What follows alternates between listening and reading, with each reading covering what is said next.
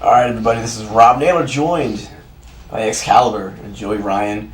We're going to have a Southern California wrestling retrospective today. We're going to talk about Southern California wrestling, as it were. First question would be, you grew up in the hard D, is that correct? The hard D. The hard D. Wow. Yes, grew up in Detroit, Michigan. Yes, it's a hard D. It's a wonderful place. So cold in the D. It's cold in the D. Look that up on YouTube, kids. So when you came, first time in California, what was the first wrestling show you went to? Not performed on, but like recall going to in California? The first wrestling show I went to in California was a show that I performed on. So that makes it easy to answer that. It was a Revolution Pro show, not Rev Pro UK. Those sons of bitches. No, those guys do great work. It was myself and I think it was a trios match. Myself, Disco Machine, and TARO versus Mr. Excitement, Rising Sun, and Super Dragon. Got all of them in there. Yeah, and in that match, I did a dive and partially separated my shoulder. Went to the emergency room. This is my first match. Went to the emergency room after. I didn't want to go, but somebody made me go. Went to the emergency room. They're like, "Oh, it's just partially separated. There's nothing we can do about it. Here's some Advil." And I didn't have my insurance card with me at the time. And then so when I got the bill, I didn't really think about it. And when I got the bill, it was $800 for 2 Advil. And just want to point out that earlier in the evening, I got 2 Advil for free just by asking. Wow. Yeah, so don't get hurt in Southern California. Okay. Yeah. Or anywhere, really. Yeah, really. Anywhere, Yeah. Don't get hurt. Just be healthy. It's an occupational hazard of professional wrestling. But. Yeah. Now yourself, your first show in SoCal or California is WWE and WWF. Yeah. You grew up in California, correct? Yeah, born and raised in Los Angeles. So, I mean, like first wrestling show ever was like LA Sports Arena when I'm 6 years old with my dad and my brother. You know, like. Tell me you were at WrestleMania 2. No, I was a little too. It was funny. I was a little too young for that, but I do. One of my earliest childhood memories is WrestleMania 2, because I was like 5 or 6 at the time. Like, the guy still Jake the Snake wrestled the guy, and the snake wrapped around his neck, and he started foaming. George Wells, Master G, numerous other aliases. Seeing that as a young child is very powerful. Yeah. And so like I remember watching that with my family like on paper and just being like traumatized by that because like young child seeing the foam fucked such horrific things. But that might have been what like mesmerized me by professional wrestling, that might captivated my imagination. Saw a man murdered in the ring. The big blue cage though too. Yeah. The big blue cage debuts, and Bundy and Hogan. Roddy Piper and Hogan, a lot of people say, okay, that's the touchstone for all of us. Bundy and Hogan, that's like, despite Hogan's recent actions, we'll say that that's very pro wrestling. Like Bundy, big fat guy with hot dogs for the back of his neck, big chubby blood. Personal computer salesman. I recall this. TV star on Married with Children. There it is. Married with Children. And racist Hulk Hogan. So at the time, he wasn't racist. Oh, what? Not that we know. That's of. not. You know what? That's he didn't wrestle. That's not something that comes to you late in life. He didn't wrestle George Wells. Okay, right. He wrestled King Kong Bundy. Bastard. So then you don't wake up one day and just be like, you know what? I'm gonna try racism. See how it works. Yeah. Out. Like I'm just gonna. See how it goes for me. Hey, I'm 31 now. You know what I like a lot? N-bombs. That doesn't happen. Like, you don't do that. That's what Hulk Hogan Hogan looks like shit for being 31, let me tell you. Okay, so moving past that. Rev Pro, holy shit. My favorite at the time. Death Valley Driver message board. Yeah, I'm going there. Huge contingent of followers on Rev Pro. I remember it's actually a very small contingent, but a very vocal contingent. Vocal minority of people, because that's when I would start getting tapes, and it was that white, almost like it was a customs building. It was this white building. It was a warehouse. It was an awesome white building, and you would just eat lariats from Super Dragon, and that's when Excalibur, Super Dragon, and Rising Sun were like my holy trinity, and then XPW happens, and you guys show up. and it's Rising Sun and Super Dragon on the first show that I remember. Yes. I was managing. You were managing. And Chris Kloss was making a bunch of shitty hotel jokes about Excalibur that I didn't get at the time, but like I love him in hindsight. Like him and Larry Rivera, really, they aged well. I really like what they did in hindsight. Brutality at its most brutal, Chico. Yes, yeah, Chico. I remember he's like, Super Dragon gives the 110% in the body, and like Chris Kloss goes, Larry Rivera, your math is just as good as your English. It's so funny looking back on it. They had a really good rapport. And then, like, was it John Ian was the announcer? And he'd be like, back to our ring announcer, Carl Winslow. Maybe that's racist. I know, I shouldn't laugh at it. But how dare I, Hulk Hogan? But we're like less than 10 minutes into this thing. We're just and ADD. Racism has been a hot topic. It is. It's okay though. Hey, you know what? It's okay to talk about race in America. I was where Reggie Denny got pulled out of his truck yesterday and hit with a brake. Do you remember this? Yeah. No. Yeah. Yeah, it's U.S. history. Bad News Bears at the time. But like the fact that was like you came to LA and that you're like the first place I'm gonna go, not In-N-Out. Not the Hollywood No, I didn't go there. I'm going to go to the place where Reginald Denny... It wasn't like a pilgrimage. We were there. I saw it. I was like, Crenshaw, what? So, yeah, it was a thing. But, okay, you guys were, like, on those XPW shows, and your story that I've heard before was you guys have that tag team match, and you do too much. Did you feel that was a valid criticism of the match? Judging, I mean, I guess in retrospect... Looking back at who we were on the card with, I guess, yeah, maybe, because it was, you know, I mean, this is not a big secret about XPW, but it was a lot of guys looking for a big payday, you know, for not much work. And so for us to go out there and do the same thing. But, I mean, that was a common criticism of Revolution Pro, you know, just the style. You know, we did a very similar match in Anchorage, Alaska, in October of 2001, and on the show, it was me and Dragon versus Rising Sun and I want to say TARO and American Wild Child, the referee, and we went out there and we just did what we always did, which is, you know, too much, you know, or what some people would consider to be too much. And I remember we were very happy with how it turned out, but then coming back through the curtain. Nova was standing right there, and because I had used the air raid crash. Oh no. He's like, hey man, why don't you be fucking aware of who's on the show next time you just start stealing moves left and right. And I was like, oh, I didn't know Mariko Yoshida was on this show. I'll be careful more. I didn't say that, but in my mind, you know, that's what I'm thinking.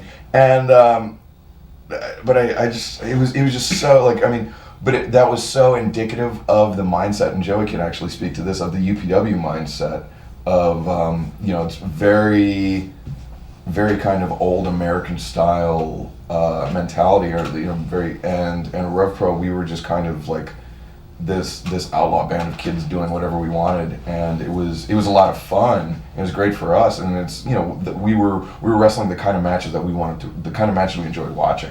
And you know, the 7 steps and the UPW way was not anything that we were really into, but it was kind of what everybody else was doing, and so there was a lot of friction there, and we were looked down upon for being, you know, I mean, you know, Bassman and all those guys would just call us, you know, calling us a step above backyarders would have been a compliment.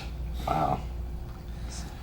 Yeah, I mean, like it's still to this day, like you always hear about building the card, you know, starting, and yeah, there's definitely value in that, and it's a very old school thing. But I think what people forget, and here's like, you know, a new school theory versus old school theory, is that like building a card is great if everybody's making money off the main, you know, like when you build a card at WWE, you're benefiting the whole show. Rising tide raises all boats. They're all getting a piece of the gate or whatever the bonus is.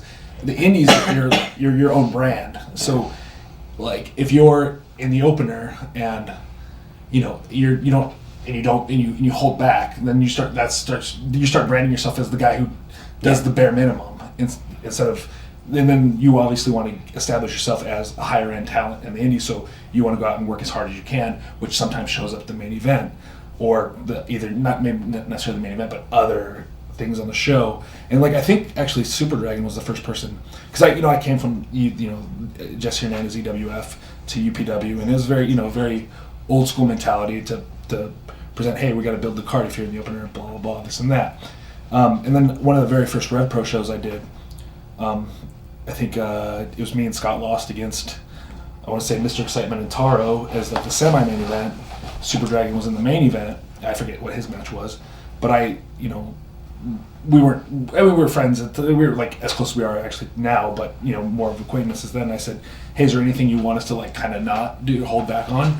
And he said, "No, it's my job as the main event to outperform you. There you go. If you outperform me, then you should be the main event." And that was the first time that somebody ever said that to me. Sure. Like somebody ever didn't preach the like, hey, you got to hold stuff back for the main event, or you have to hold stuff back in your match to let the main event shine, or the semi-main, or the higher up on the card. Yeah. You got to hold stuff. Like it was a totally different theory of if you can do better, then do better. But then you'll get pushed in the main event, and I'll get pushed down. But as the main eventer of the time, it was his job to outdo us. Yeah. Which, I mean, as you can see, is like one of the foundations that PWG is predicated on, is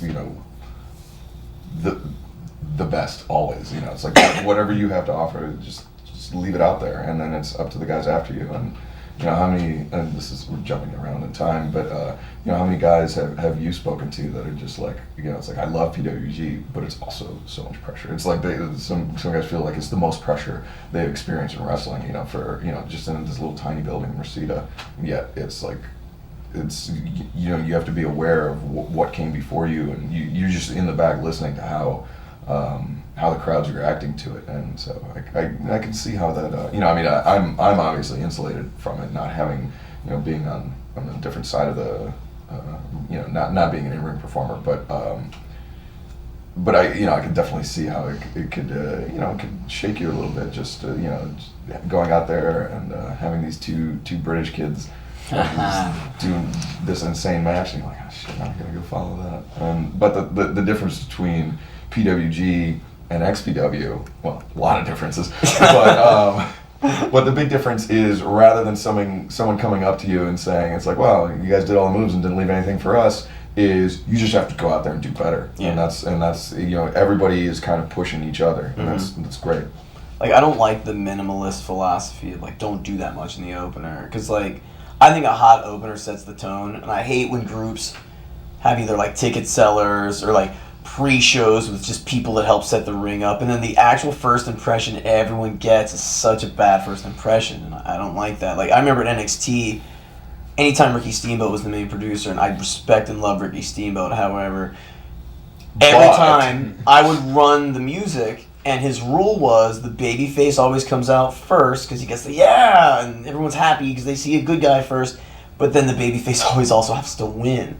So literally for like 52 weeks in a row, every show around the loop, and we'd go back to these same towns, the babyface always won. Like, if there was a scrapbook of FCW, like for like a whole year, like the good guy always won the opening match, and I just thought like, people probably are catching on to this by now, but I don't know, maybe some of you didn't. All 31 of you that would go to the shows when I was there, but like, it's one of those things where you got to change it up, and like I said, PWG, you guys certainly what does that say about you as a producer, that now NXT experiencing this wonderful success now that you're gone? I'll tell you maybe you were what was holding them back. I was so dispensable. I'll tell you what. If I only had the skill set. Skill set is what I was lacking, but they're doing very good now. 13,000 people, guys. NXT, futures now.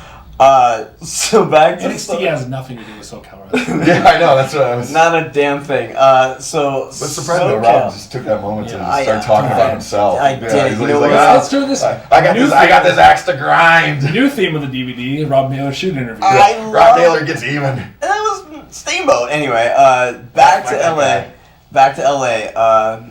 PWG starts. And you guys are all Wow, You skipped a lot. Yeah, this is a huge chunk of time. a huge. Well, we'll get back to it. You know me, I'm all over the place. PWG starts, and I remember it vividly because SoCal Uncensored had the interviews, and basically that's 2003, correct? Yeah. Okay. Early 2003, May-ish, I think, is when we announced. Yeah. And our first show was mid-July. July, yeah. Well, I think it's late July.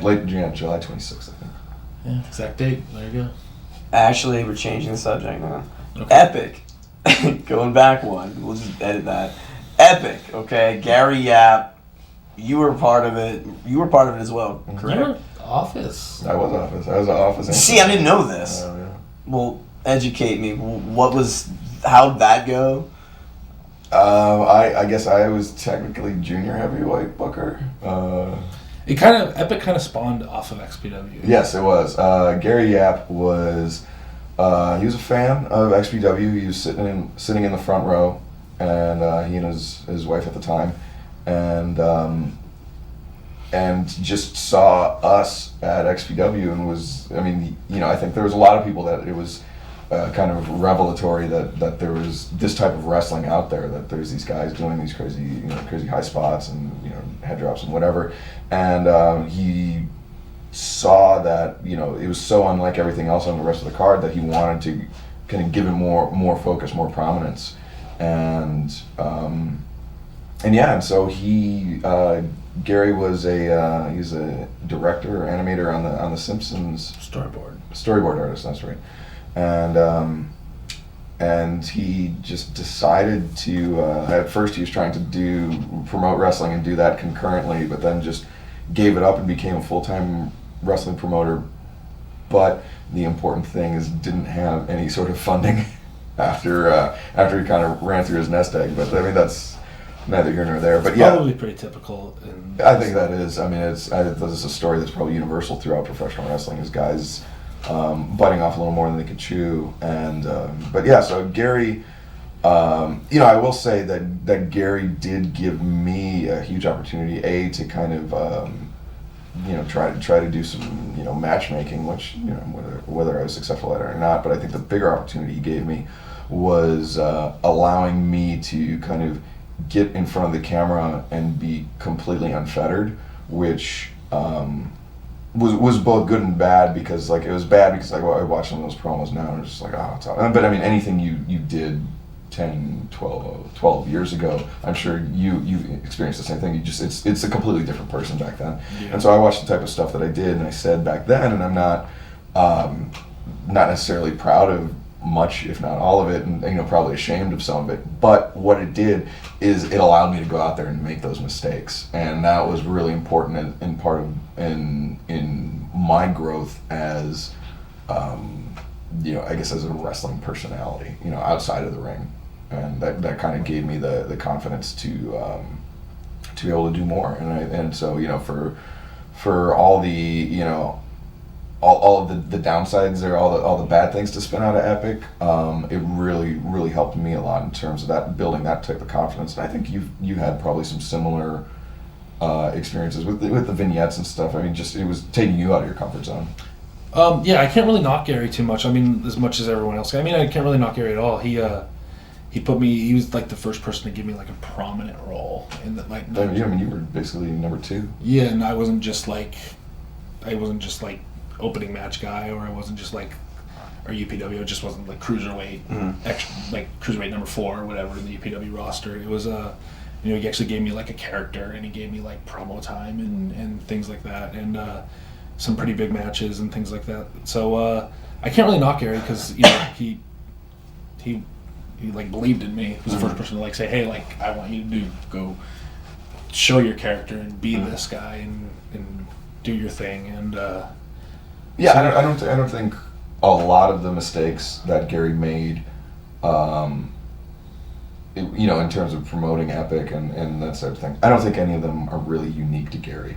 I think all of those mistakes have been made at one time or another by a wrestling promoter somewhere else in the world. I think what frustrated us a lot with Epic is that Gary had a lot of leeches, for lack of a better term, guys that were just like wanted to suck him dry out of everyone. Like they saw Money Mark. we saw he was booking big venues, he was bringing in big, but like these guys were just like trying to get every dollar they could out of him, and we kind of saw that. And actually that kind of is one of the main reasons why we even did PWG, is because we saw all the mistakes Gary was making, but we could have called them ahead of time. We're like, this guy is gonna just. He was in love with the kind of celebrity that came, like celebrity in indie wrestling. But you know what I mean? The notoriety, I guess is a better term. And do you even know about the epic show that never happened? The final show? Dragon versus Dragon. What? Okay. Wait, Ultimo versus Super versus American, right? Yes. Yeah. I don't recall why it didn't happen. Because Gary didn't tell anybody, but didn't have enough money for the deposit on the building. And so we show up at the building, at the venue. It was on a Sunday. I remember that much. And so we show up, and there's like church going on in the building, and everybody's like, "Oh, okay, well maybe we're just waiting for them to clear out." And then we start talking to the security guard or something. He's like, "No, there's nothing scheduled here. We don't know anything." And so we're in the parking lot. Ultimo shows up. He's got Kondo and Doi with him, and we're just in the parking lot waiting. Adam Pearce shows up, and he is instantly livid. Gary finally shows up probably right around when bell time was, and he's in his car with the doors locked and the windows rolled up on his phone, and Pierce is just pounding on his door and just like berating Gary. And the thing that I was angling for on that main event was because this was Ultimo's, it was supposed to be his first match after coming back from the surgery, and so he didn't know if he was going to be ready, and so I was angling for me and Super versus American and Ultimo, and I wanted to take that swinging DDT so bad. I was gonna do like a 450 after that swinging DDT. I was so hyped up for that, and then it never happened, and we just I have an Ultimo Dragon match that never happened story, but it doesn't take place in Southern California, so I don't know if it's. You have to tell it. It's an empty gesture now. Yeah. You gotta go with it.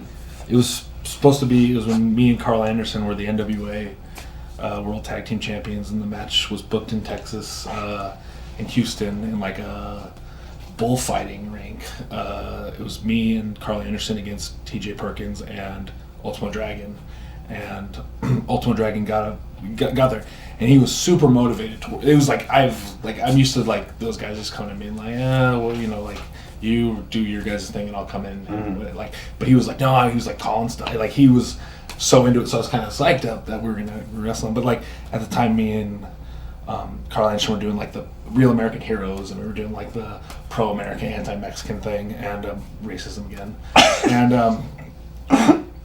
and so we go out there and we cut our normal like, yay America, boo Mexican, Carl Anderson's doing his like 3 words he knows in Spanish that are really vile towards Mexican people, and like but like we're in a bullfighting rink, which is dirt, like clumps of like big rock dirt, and so they just start throwing these clumps of dirt in the ring, right?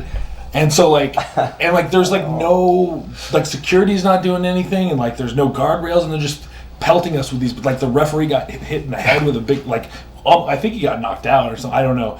And so we're there kind of promo, and we're like, this is great, like we're getting so much, we're getting so much, I mean it's cheap heat, but we're getting it, and they're gonna be so into this, and then like the building security doesn't come, the actual police come and escort us to the back. No. And so we're like waiting for like the scene, because it was like a near riot. So we're waiting for like the scene to calm down a little bit. And so when the scene does, like the building management comes out and said, you guys can't go back out there. You guys just can't. And then they were like, we'll shut the show down if you send these guys back out. And then so Ultimo and TJ go out and they cut a babyface promo, and then we get counted. They start the match without us, so we get counted out for being too chicken to come back out and fight. Motivated. So easiest payday you ever had? Well, that's actually the payoff of the story, is that after the show was over, me and Carl Anderson and TJ Perkins, there might have been someone else too with us, but we are giving Ultimo either a ride back to his hotel or the airport or something. And we stop at a Whataburger, we're in Texas, to get some food, and Ultimo Dragon treats us all to our meals because he says it was the easiest money he's ever. He got his pay in full. Wow. He got Ultimo Dragon payday to go out there and just and win by count. Win by count without the match even really happening. Oh, sorry, I stepped on your punchline. So he bought everybody Whataburger because it was the easiest money he ever made in wrestling.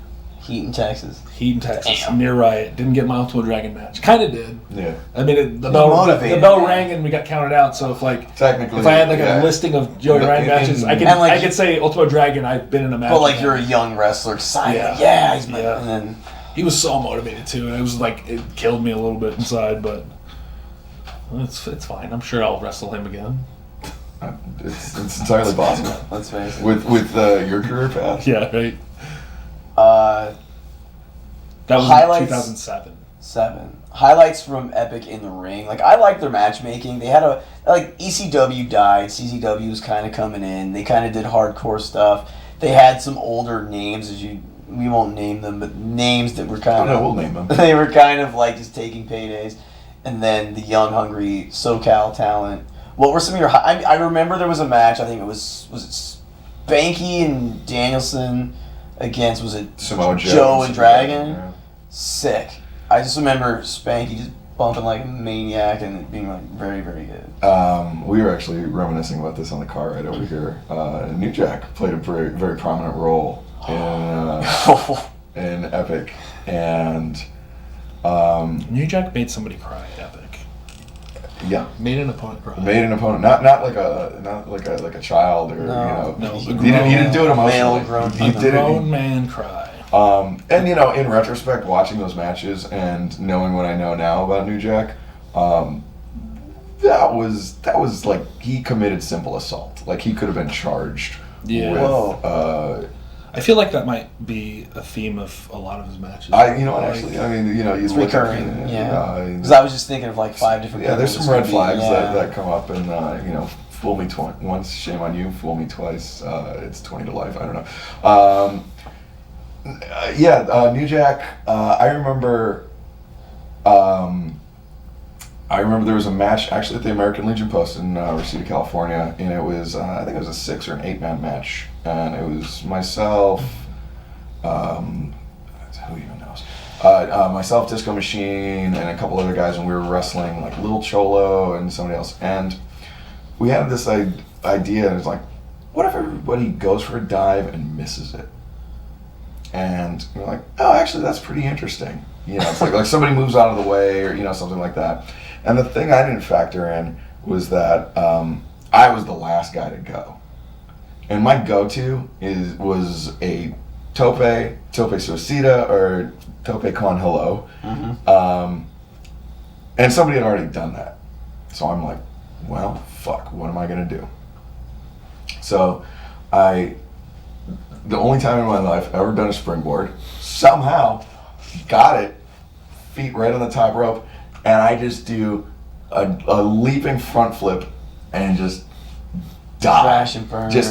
Everybody just moves out of the way, and I just die. And commitment to the art. Yeah, and midway through my rotation, I'm just like, wait, why did I do this? Why? I didn't have to do this. I could have done any number of things. I could have actually just brought somebody back into the ring and continued the match. And then, boom. And there's a lot of memories from Epic, but for some reason that sticks out just for my own sheer personal stupidity.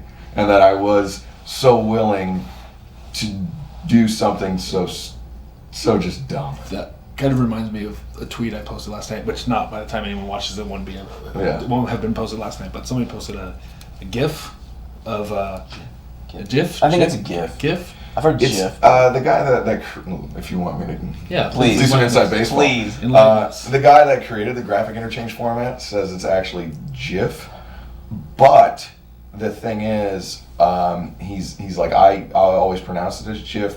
But either pronunciation is acceptable. Graphic interchange format. Yeah. So it even starts with a G. All right. You would think it's GIF, but whatever. So someone posted a clip of the hardcore match that me and Candace had with the Bucks. of when Nick did the 450 on the trash can on top of me, and like you can play like so obviously see the moment that I regret agreeing because Nick's coming down and I'm just like I try to like You just wince. Oh, you big-boyed it. yeah I try to like I don't know for some reason I thought rolling my shoulder in would protect. I don't know like there's a distinct moment where you can see where like I regret. It's like on The Simpsons when Lisa breaks Ralph Wiggum's heart and they're like no, play it in slow motion. You can see the exact moment that his heart shatters. Yeah, it's like that's the exact moment that your will just died. Like why did I say this was okay? You know, like if you like I mean obviously the clip is real fast, but like if you slowed it down, all those thoughts would be going. Wait, I agreed to this. Right. Why did I agree to this? And like. Weighing the pros and cons in my head as like Nick's falling on me. It's just the exact moment is there. So I'm sure you had that same thing. Oh yeah, and I think wrestling is filled with plenty of those moments. Yeah. Because like what we do, not what we do, and I haven't done it in a long time, but what you guys do, is a very unnatural thing in the most literal sense of the word. It is against human nature to put yourself in these situations of severe jeopardy, of severe physical harm. And so, a big part of professional wrestling is just having that self-preservation instinct and turning it off. What would you say, transitioning to a random one, what would you say was both of your it could be a tag, breakout match in California where you were a guy and then you have a match and buzz surrounds you and then boom, elevation? Super Dragon, GSCW, Golden State Championship Wrestling. GSCW. They booked me against Super Dragon and it was... I can't remember if we had tags before that, but it might have been the first time we did anything in the ring, and it was Super Dragon had such buzz at the time that it kind of like by association gave me a buzz. So and then we for whatever reason he enjoyed it and wanted to. We ended up doing tags, me and Scott against Excalibur and Super Dragon, and throughout different promotions and things like that. I wrestled him at Rev Pro, I believe, too. So he just wanted to, and maybe even like up in NorCal, I want to say, like he just wanted to kind of tour that match around, which helped me immensely because I would think I was like 2003 maybe. No, earlier than that is 2002. Maybe 2002, yeah. That's probably mine. I have a joke answer and a real answer. The match my earliest match that generated the most buzz was against Samoa Joe at Rev Pro, a singles match with them, and there was a poster on the Rev Pro message board who had shockingly similar diction and vocabulary to Samoa Joe himself that said it was the most Japanese style match that's ever taken place in Rev Pro, and I thought that was high praise, but. And what's funny too is I actually believed, like I was like, what, this guy fucking loved it. There was 12 people in the crowd and we knew exactly who each and every one of them was. But this one anonymous guy that registered this account to post this one piece of feedback said this was awesome. And Dragon was just like, it is, right? I was like, no, who is it? I was like, oh no. But I mean, I think the match. I don't know if it was a breakout match, but I just remember it being kind of transcendent. Is I don't know, I'm mixing them up, but it's really my first singles with Super Dragon, just because we had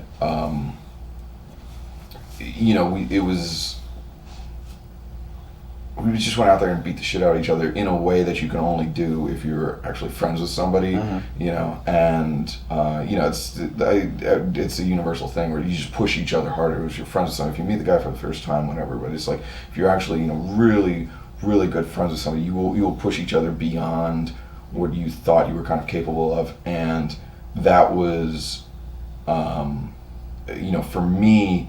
I always kind of, like when we were in like tags or whatever, it was like, we'd always have like, it would always be good and it'd be fun, But then when we just had a one-on-one singles match, and it was actually, it was in the second Rudos dojo at Revolution Pro, which had the ring right up against the wall, and there's somebody took a still frame from the match. I'm sure the match exists somewhere, but I don't know where Dragon gave me a lariat, and I'm basically my face is on the mat and my legs are like up in the air, like bending over me.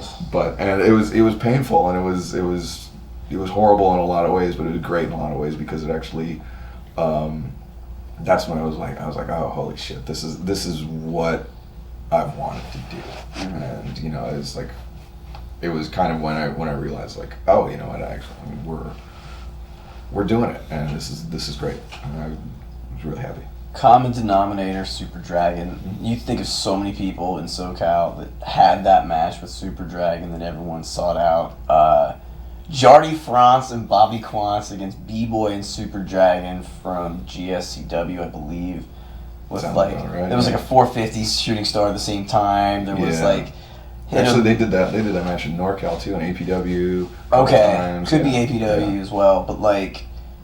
Jardy, no, actually, it was Danielson and Super Dragon versus Jardy and Bobby, which is even crazier. I think that's what it was. See, it was an APW show in Pacifica.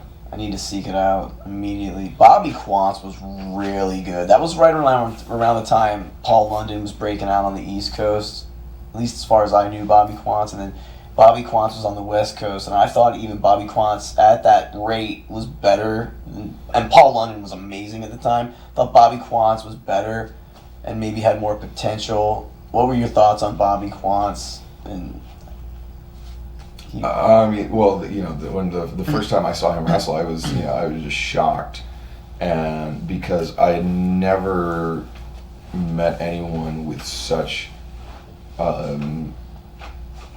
like physical aptitude for like agility and like picking these things up, and he was such a nonchalant kind of whatever dude, but his and this you look at his career path, and this is exactly what it is. It's just he picks things up, he finds something that's challenging to him, and he picks it up and he starts doing it until he's phenomenal at it, and then he starts to lose interest, and then he goes on to the next thing. So whether it was professional wrestling, whether it was grappling, or I think he did like Aikido or something else, and then he went into the Navy SEALs, and it's just like there's talk about like the ultimate challenge of yourself, but it's just like he was so unlike anybody else, and he's so soft spoken too. That was the craziest thing. He's just like really quiet, really reserved guy. I actually just saw him at Funky Billy Kim's wedding as well. Oh, that's great. So kind of a reunion over there. Like a couple weeks ago, Funky Billy Kim. Scott Law's former tag team partner. Yeah. Well, B-Boy's former tag and your former tag team partner in the X Foundation. Yeah, B-Boy's former tag team partner in UPW. The Manila Thrillers. Yeah, he got married a couple weeks ago when I went to, well, not by the time people watch this, but I went to the wedding, and there was a lot of familiar faces from early SoCal days. But I actually wanted to touch on something when you brought up the B-Boy and Super Dragon teaming, and if we rewinded even further back to Millennium Pro Wrestling, MPW, one of the big SoCal matches was B-Boy versus Super Dragon. Yeah. And that had like a... And actually, that sorry to cut you off, that was generated out of B-Boy being in UPW, but not necessarily being the UPW like mold. Yeah. And him kind of seeking out Rev Pro to, he saw it as a destination. It had like a big match feel to it for like,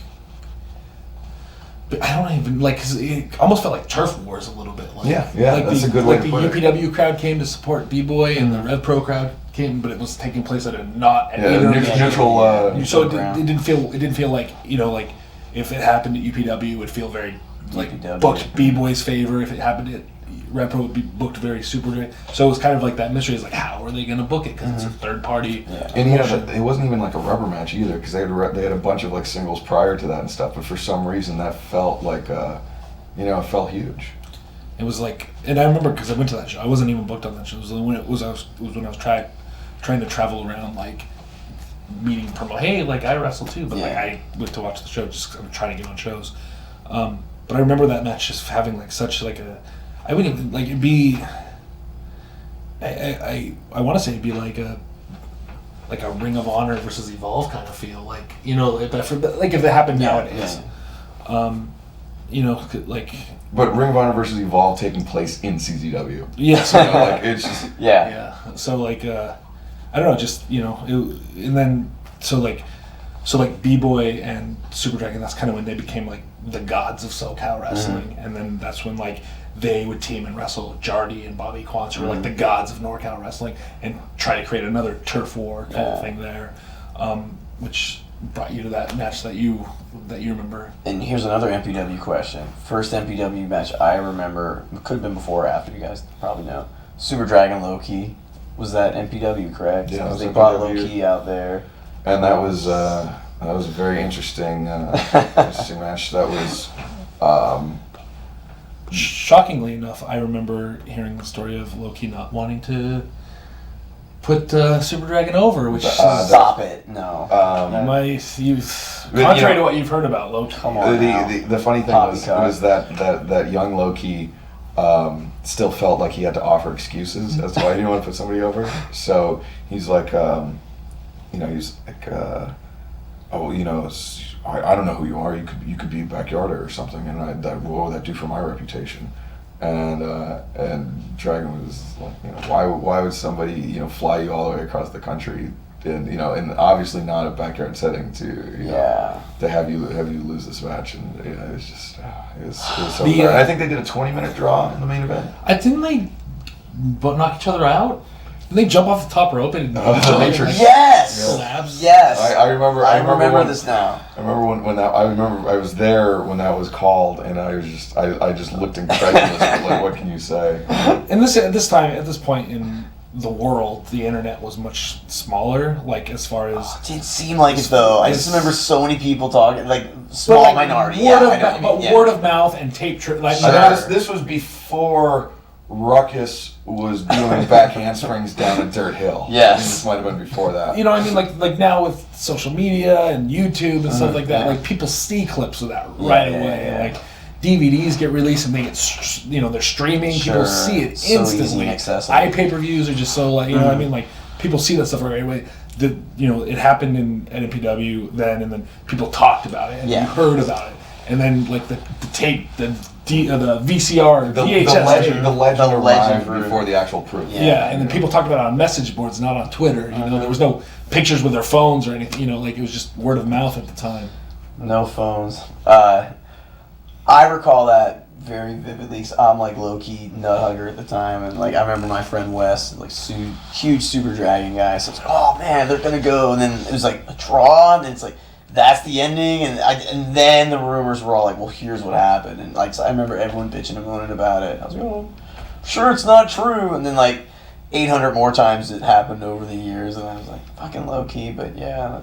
That was the end. Was that before or after the B-Boy Super Dragon Ultra Clash in NPW? That was before. Yeah, that was. I think it might have been Dragon's first match in NPW.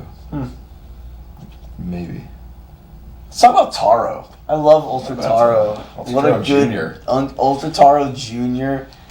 What a good dude. And he loved wrestling. He had like the most violent close of his career ever. The Mask versus Mask, where he just got his fucking ass kicked. Yes, he won a Salt of the Earth individual actually at the wedding as well, I believe. Yes, he was. Funky Billy Kim's wedding. Yes. I was not there. But yeah, he was a guy that, I think a lot of us were, in the retro mindset, we were willing to sacrifice ourselves and our bodies in very ridiculous ways, and he was a guy. The thing about Taro is, you go back and watch his matches now. He was never a limber man. He was slight, but he wasn't flexible. And Dragon had a way of making him flexible in a way that Taro might not have been completely comfortable with. But for whatever reason, and I think this is what brought us all back, is what we saw what we were doing, and we saw that it was, not only was it fun and it was satisfying, but it was also, it was kind of, important insofar as independent professional wrestling can be. But it was we were generating some buzz. We had our fans, we had our regulars and stuff like that, and we got the itch to keep coming back and giving them more. And Taro definitely had that itch, and he was a guy that very wisely transitioned to comedy, and not because he couldn't go, but because for his own physical well-being, it was good that he transitioned to comedy. But you saw, how it ended with the mask versus mask match against Super Dragon, and but the thing was he wasn't doing anything against his will. He wanted to be there. He wanted to sacrifice himself like that, and that's just. It's a unique drive. His durability, it's just like, that's a brilliant match, because I don't think he has an offensive maneuver for like the last 7 minutes. It might be when the violence party was created. Yeah. There's like an assault, like almost a fist clothesline. It was a New Jack-esque assault. It was. He was Chad Austin that day. It was just so violent and nasty, and then just emphatically over. And I was like, oh god, it was like watching just...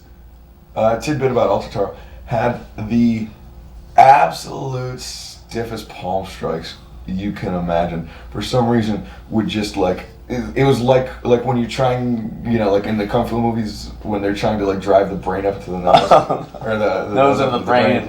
He would do that, except like to your ear, and it was just like, oh my god, what are you doing? He was like trying to kill you.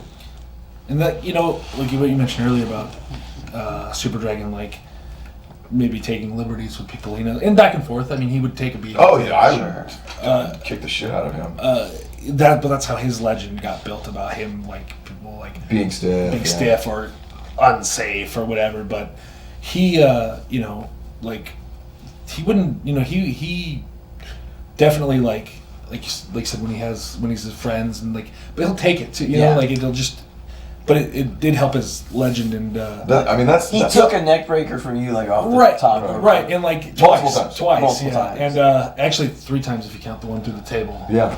But like he also had, like Super Dragon has a weird way that like he can motivate you to do stuff. Like he'll like very passive aggressive. But like it's almost like he'll suggest something and you'll be like I don't know. But like, and at first he'll like insult you and then he'll like build your confidence. Like it's aggressive. He'll be like, I think we should do this, this, and this, and you in your head might think, well, that sounds a little dangerous. But like he'll be like, come on, man, don't be a pussy. And then you'll be like, in your head you're already thinking, I'm not a pussy. And then the second thing he'll follow up was like, I believe in you.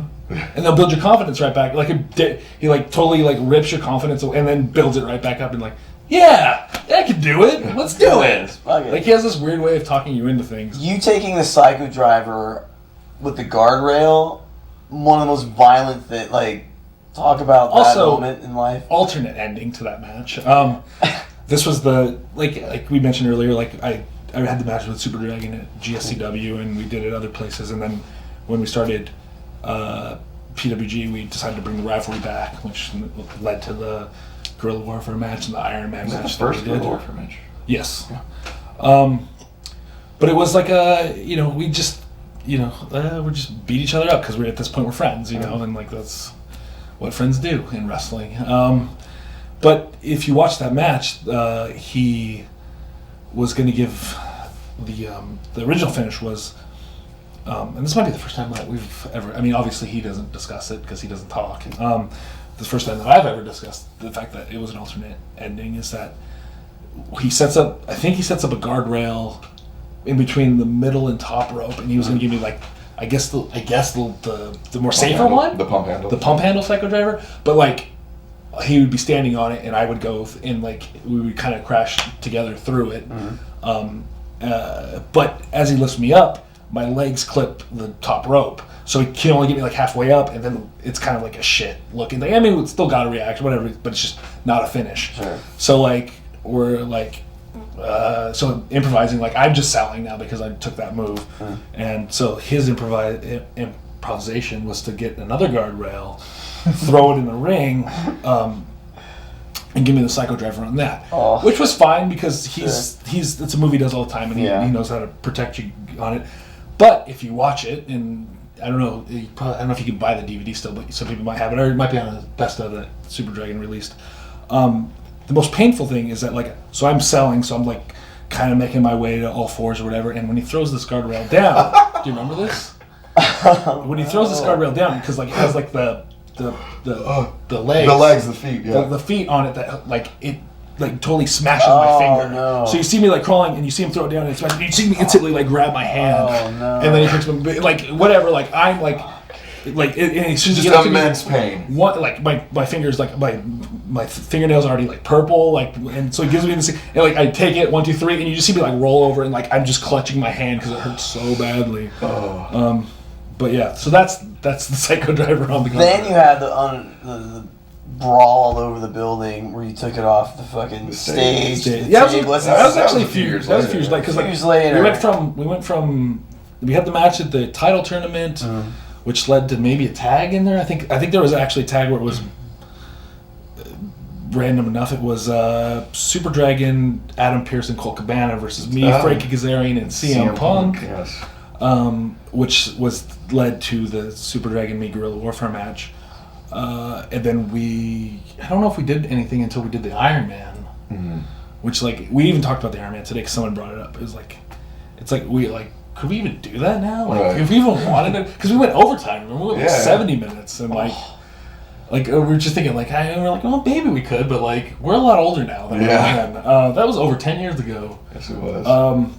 But so we did the Iron Man, and then it just seemed like one of those things that's always, and I guess now even currently with the Mount Rushmore 2.0 story, it just seems like a natural built-in rivalry for me and Super Dragon to like whenever there's we just have at the drop of a hat you can resume this. Everyone remembers. I can't even remember the lead into the brawl.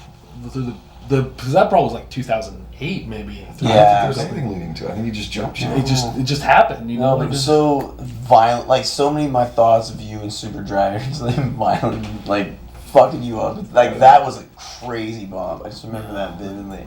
And you coming back, dancing around here. You and Super Dragon obviously have the long history. So then with the 2.0, when you came out, what a moment that was. It's like, holy shit, okay. You know, I mean, I just... Like, you're the ambassador. The funny thing was that afterwards, like, I got so many questions of like, are you coming back? Are you coming back? Are you coming back? And I was just like, I mean, there's only... Well, I don't want to say only one match there, but I mean, there is... The only match that could really, I think, pull me out of retirement would be myself and Dragon versus Steven Generico. Wow. And, you know, unfortunately, that's not going to happen, but we'd have to talk you out of that because you're just not safe for you to wrestle. I know, right at this point. He could, like, legitimately be paralyzed if he takes another bump, so... I mean, not because there's anything wrong with me, but just because I have this sickness that I would have to... Yeah, and I mean, your back was pretty bad when you stopped. Yeah, it was. And like, I mean, I don't know when the last time you had your back looked at, and I feel like that kind of damage just doesn't go away. No, it doesn't. And that's the thing. It still sits with you. You probably don't feel it as much on a daily basis as you used to, but I feel like I had an awful pinched nerve last year that I just like I'm sure was rooted in wrestling, but came from sleeping wrong. Yeah. My arm was like numb for like a month, and that sucked. Like, I can imagine like you taking like one bump and then like your spine and back just like you know, like reverting back to like it could very well happen. So I would hate for to come back to like build up like some sort of match. Here's the thing: if Super Dragon really wanted to do it, he'd be like, "Come on, man, don't be a pussy." And you'd be like, "I'm not a pussy." He's like, I got "Hey, insurance. I believe in you," and then you'd be like, "All right, if you believe in me, I can do it." Like he would talk you into it. Yeah. And the rest of us would be like, "No.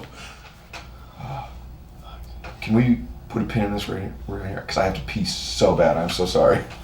You know what the next question that you should ask us if you really want to get into SoCal wrestling is about WPW, World Power Wrestling. Do you even know about this? Let's talk about WPW. What do we got? WPW was a Lucha Libre promotion that ran at the Anaheim Marketplace, the world famous Anaheim Marketplace, world in some circles.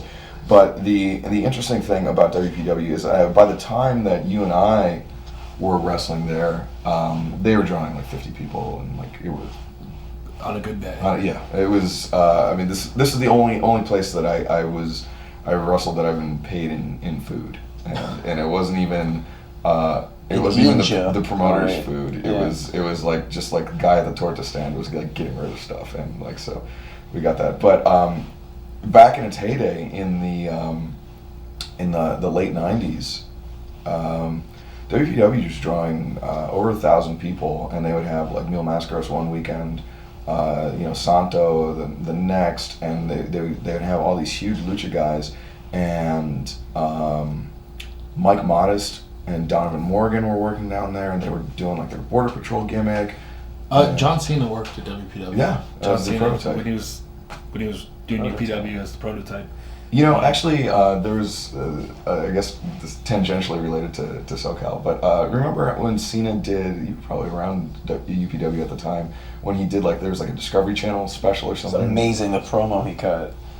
Exactly. So good. His promo was so good. I was just like how is this guy the same piece of shit that's on TV now? And then it's like, oh wait, no, this was years ago. Yeah, I'm not saying yeah. not today, but I mean, and then like, it's funny that he grew from being like this, I mean, no pun intended, prototypical UPW wrestler. Yeah. But then, when he went, where did he go, OVW or wherever, where they just had to like, just break him down. Well, Yeah. the reason why UPW gave him the prototype gimmick is they made him a robot essentially because he had no character, no charisma, and he was just like he would just come out and Robotic. very robotic, which is insane to think about. Yeah. Like, The who John he is Cena now. who he is now. Sure. That they had to give him this robot gimmick and I believe the line from the promo was when God passed out the genetic lunchbox, in mine was filet mignon, but in yours was a peanut butter and jelly sandwich. It's so good. Oh, it's so good. And I was like, genetic lunchbox? What? John Cena, you've lost your mind. So, WPW. Yeah. Back on track. So, this once great Lucha Libre promotion that, drawing every Sunday, they would have cards, drawing, thousands of people. And then through, I'm not even sure what, just fell off and were drawing 10, 20 people. But the thing was, they were reliably running every Sunday. And so what guys would do is, wrestle on a show Saturday night, and then the Sunday shows were at like 11 a.m. or something, or like 12. They're pretty early. They were early. And so you just, crash wherever, crash at somebody's house, and then I'll go down to the marketplace, and you knew you could just get on the show. And so guys would use it as kind of like working out in the ring, but, in front of a ostensibly paying crowd. But basically, everybody who's everybody in SoCal has wrestled in a WPW ring. And it's, like Cena, Dragon, myself, yourself, B-Boy, Joe. Joe.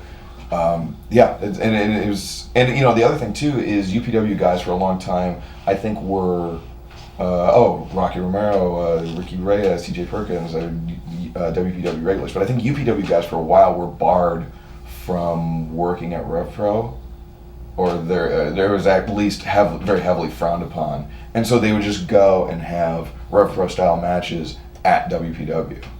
And so that's where I remember I was wrestling Scott Lost for the first time, and this is actually at MPW, Millennium Pro Wrestling, and I was like, oh, this is my finish, it's double under a pile driver, and he's like, oh yeah, I know, I'm taking it like 100 times. I'm like, from who? And he's like, oh yeah, B-Boy does it all the time at the marketplace. I was like, oh. But yeah, but that was the thing. Like he and Scott could just go and like be in a random singles match, and then at the end of the show be in like some crazy 10-man match, and and that was just like, it was okay because those shows weren't really structured. But then the other thing was like a lot of the local lucha guys like Superboy and those guys were there, and that's. Sorry, cut that. And that's where Lil Cholo's like home promotion was WPW. Willie Mack started to. Yeah, Willie, exactly. And so there's. Technically, didn't Super Dragon start there before he? Yeah, and this was like Glory Days WPW. Yeah. And he started training there. He actually would he and Blitzkrieg and TARO would would hop the fence at the Anaheim Marketplace to go in there at night and train in the ring. And just basically by the moonlight. It sounds a lot more romantic than it is. Now you just caused me to now completely talk. I need secondhand Blitzkrieg story. Blitzkrieg is my favorite. It's Jack Evans' favorite wrestler. You talk about someone who just got it really fast and was able to do so many things. Blitzkrieg. Any Blitzkrieg stories, even secondhand, that you can tell? I mean, there's secondhand, but I don't know that I would do them justice. I encountered Blitzkrieg for the first time when he was already on his way to WCW. And then, you know, he was gone for a while, and he came back, and then we were in the third Rev Pro Dojo, I believe. No, this was still the first. And Blitzkrieg and his buddy were... he was hurt. That's what it was. He was hurt in WCW, and so he was at home for like six months or something like that. And Blitzkrieg and his buddy were basically living at the Rev Pro Dojo, and they were making fractals, like these light patterns that you would beam on the wall at raves. And if I had to guess, there was a lot of recreational drug use that led to that. But we would. We would go, and the guy, it was Blitzkrieg and Brother Kyle. Brother Kyle was the guy that was helping him make the fractals, and Blitzkrieg had his own place, but Kyle was living in the building, and like we would have to like wake him up if we needed to like train. Wow. He was just like passed out. So that was not really a funny story, but it was just a weird it's an anecdote on Blitzkrieg. Yeah. A side of Blitzkrieg you might not have been familiar with. No, it's fascinating to me because he does Angelicos over the post dive and also invented the... You mean Angelico does? Angelico, what I was about to say, he also does the Jack Evans maneuver where he does the... I would say that both of those guys do Blitzkrieg. Inverse, yeah. However, he was so good.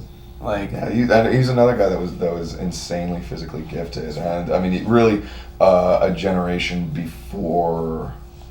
I guess that time that he was in WCW was the perfect time for him. But I mean, if he were on the Indies now, he could do so much more. But the thing was, I don't know if he had the interest in it, you know, because he was so gifted that people pushed him into being in wrestling. His brother was one of the many suicide kids that floated around the Indies. At various points in time, but Blitzkrieg, Hellblazer, Suicide Kid, and Mr. Excitement all went to Japan for like 3 months and wrestled wrestled 5 times a week at the Luna Fair, which was a big carnival that was in the parking lot of the Tokyo Dome. And so literally wrestling in the shadow of the Tokyo Dome for like 2 months straight in Japan. And so Hellblazer and Suicide Kid, if I remember the story correctly, knew that, and Excitement as well, knew that kind of Blitzkrieg could achieve more. He had the gifts to achieve more than any of they could individually. And they being friends, they pushed for him to do this. They saw that this was an opportunity for him to succeed. And he did for a while until he just kind of lost interest. And that was the thing. It's like you can only get so far if your heart's not into it. And then once you just that's not for me, then there's no getting that back. I don't think. That's the tough part about falling out of love with not just wrestling but anything, but something that you're passionate about.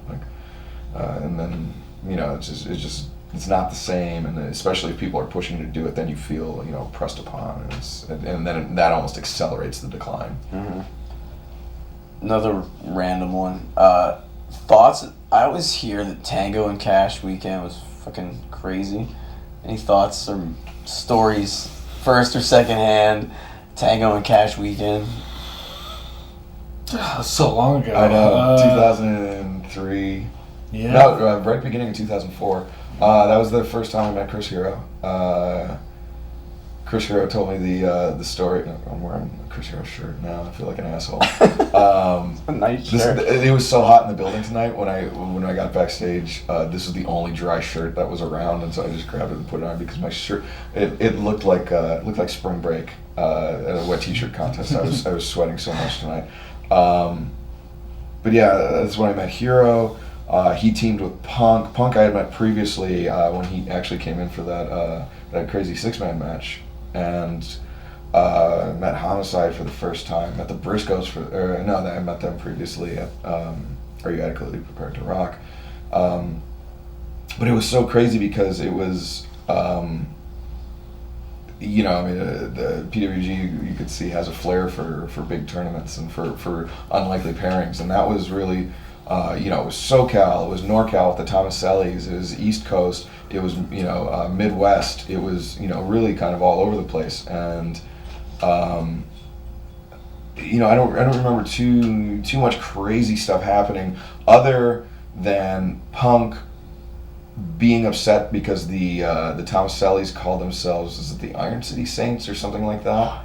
Yes. And actually got petitioned to get the match switched so he and Hero could wrestle the Tomasellis in the second round. And I think, I haven't seen this match in years, but I think they might have gone to town on them a little bit. Those angry Midwesterners. Yeah. It just seemed like at the time it was like the biggest convergence of everyone meeting each other. Is that correct? Yeah, probably? I mean, it was such a huge You might have show. created my favorite random tag team, which was the Fallen Angel, Christopher Daniels, and Messiah. The Messiah, XPW's The On Messiah. paper, such a great tag. Because obviously they've got the religious connotations, but you had to have been in the naming process because everyone had snazzy names. Yes, I recall correctly. I think that was. You're a pretty clever guy. I'd like to think so, but yeah, I mean, What were Homicide and B-Boy? Oh shit. Friday, right? Team Friday? The Friday after next or something. Team Friday, I think. Yeah, I think so. What's one thing I don't miss about the early to mid days of PWG is having to come up with a clever press release for every single show. Yeah. That took so much time. Just being able to just put matches up on Twitter now is so much easier. Yeah. I forgot about that. The press release. They were so good. Oh, those took forever. I would just be up so late trying to write those, and then I'd send it to you guys, and you guys were like, "Why is this filled with typos? Don't you have spell check?" And I'd be like, "I was up at 4. I was writing this for 12 hours straight." Time it is right now, but Yeah. But like, I remember that. TJ Perkins and Samoa Joe were Lilo and Stitch. That was their tag team name. The Pacific Islander one, and then he was actually Puma, so that's why it made sense because he was like the Puma, buggers. But like along with because at that time PWG was running a lot. Well, maybe not that time. They were probably monthly. That was like once a month, yeah. But like when we got to the twice a month time, there was a point in PWG's history where they were like it was when I was the champion of PWG, and this will always be my thing. I was champion for 13 months or whatever. Which was also the time I decided that when Super Dragon told me, he's like, "Hey, I think we're gonna have you beat Steen for the title." I was like, "Okay, I don't want to be the guy who owns the company and is the champion." So I told him that's when I stepped away from any booking ideas. That's what I said. I don't want to have anything to do with booking as long as I'm the champion. And I just never went back to it. So since then it was always because I think until then it was kind of it's collaborative. It was very collaborative. But at that point is when Super Dragon kind of just took over booking everything, which is fine. Because I didn't want to be the guy that was like, well, yeah, put me over Chris Sabin, and put me over AJ Styles, Yeah, it's tough. I just didn't want to be that guy. So, but in that 13 months, I defended the title, and this doesn't count times I lost by disqualification or times I were in tags or something or non-title matches. I defended that title 19 times in 13 months, which will never we'll never record. run that much Nobody ever. will ever defend the title as many times. That was such a crazy time too, because I was living on the East Coast at that time, so I was flying back twice a month. Yeah. And flying, and in retrospect, it was so stupid because I was flying back to have a shitty comedy singles match with Gun Talwar in the opener. Why would you? But it was just it's just a thing to do. Yeah.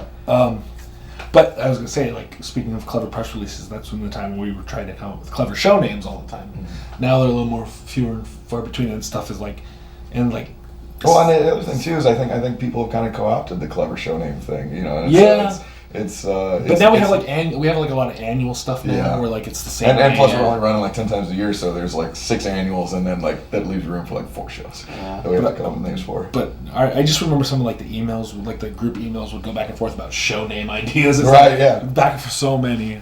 Yeah, I had like a text file with like 30 show names, and half of them were garbage. But the thing was, like we were running so often, we'd just be like, this one's okay. Like ones that you initially said that's garbage, like you leave them on the list and then you go back to maybe maybe it's not so bad. Does anybody have anything else better? And the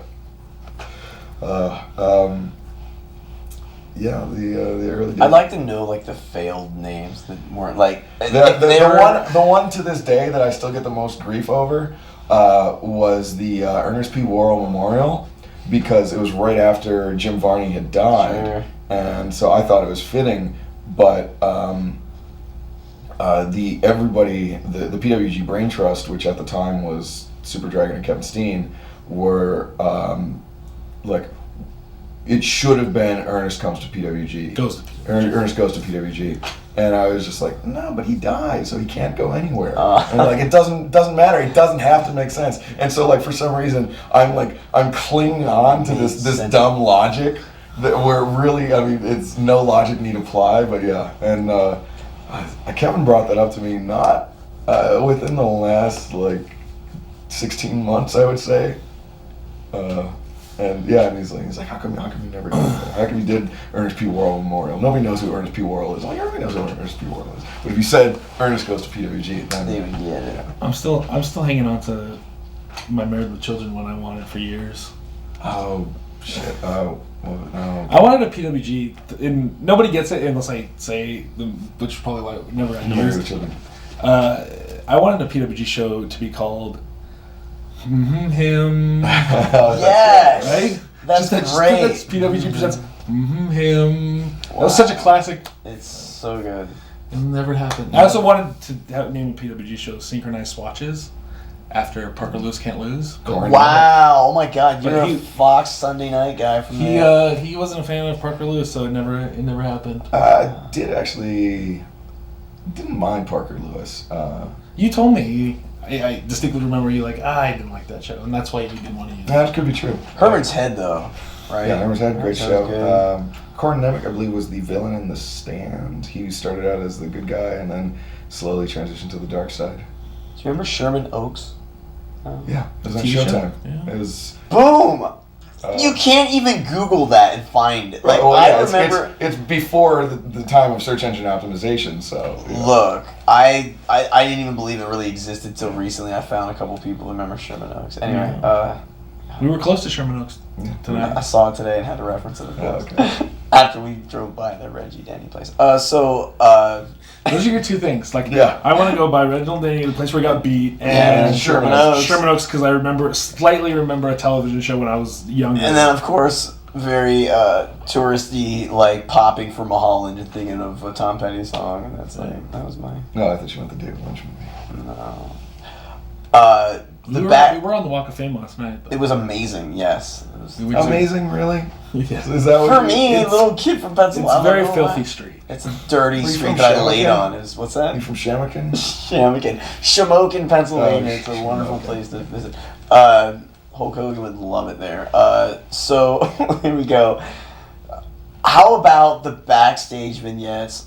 I've always loved them from the start. There's not many anymore. However, you have to have favorites. One of my favorites was the this series, the Men of Low Moral Fiber, Kenny Omega and Chuck Taylor, just constantly hounding El Generico. Yeah, those were good. Those were really good, and I mean, but look who was involved in those, and right. so Yeah. I liked Colt Cabana and El Generico making money or counting money, whichever it was.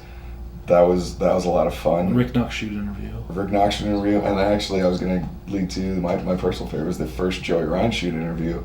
It was filmed at a Carl's Jr. and at one point I'd throw the card at you and it catches you in the eye. I'm trying to remember some of the skits we did that were, somebody just recently like put a clip of a skit on Instagram and tagged me in it or something, and like it was like a skit I didn't remember filming, but when I saw it I was like, yeah, like we don't set stuff. Well, so somebody was talking about it. Might have been you, Rob. Somebody's talking to me about that tonight, and if it wasn't you, that's interesting that you brought it up.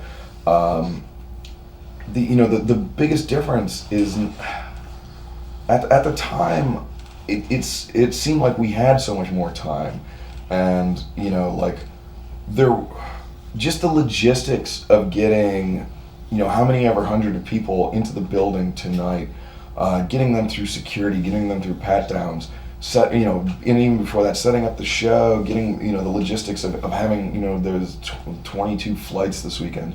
All of that is so time and energy consuming that unless you're really feeling it at the end of the night, unless you really have a good idea, it's kind of hard to just trim that out because you're just so exhausted. Yeah. Whereas back in those days, we were having 6-7 match shows, and the last match would end by like 10:45 p.m. and the last match was out of the ring tonight at 12:30, 12:45.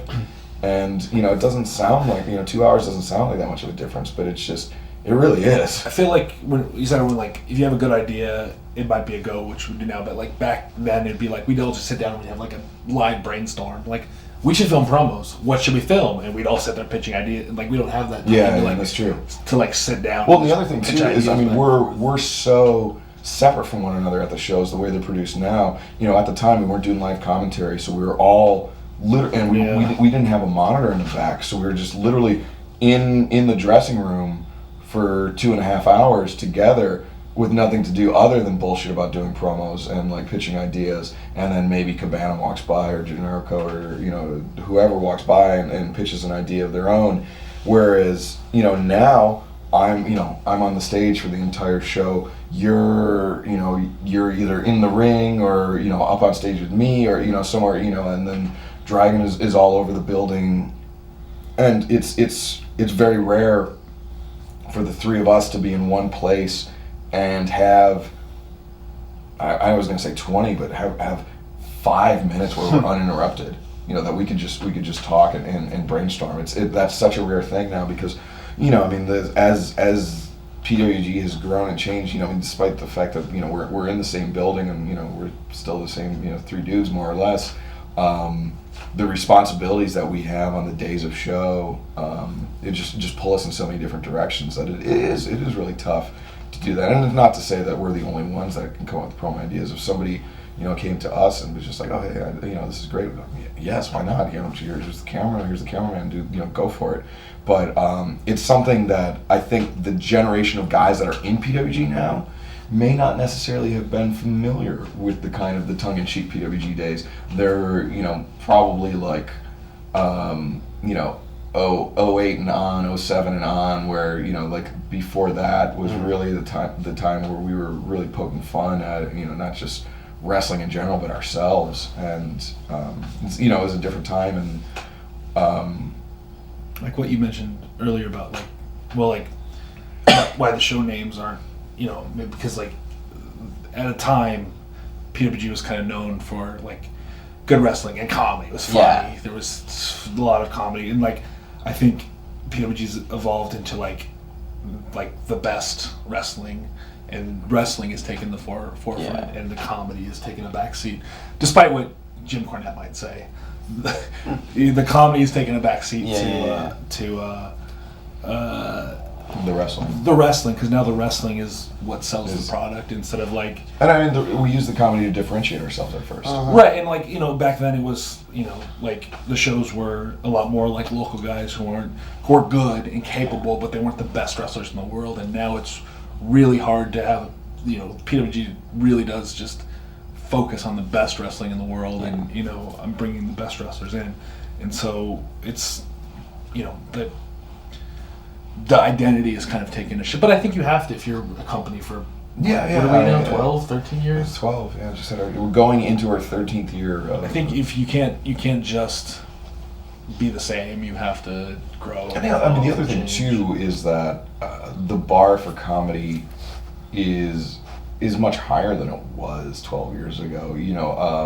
The UCB Groundlings kind of like that mindset hadn't really permeated wrestling.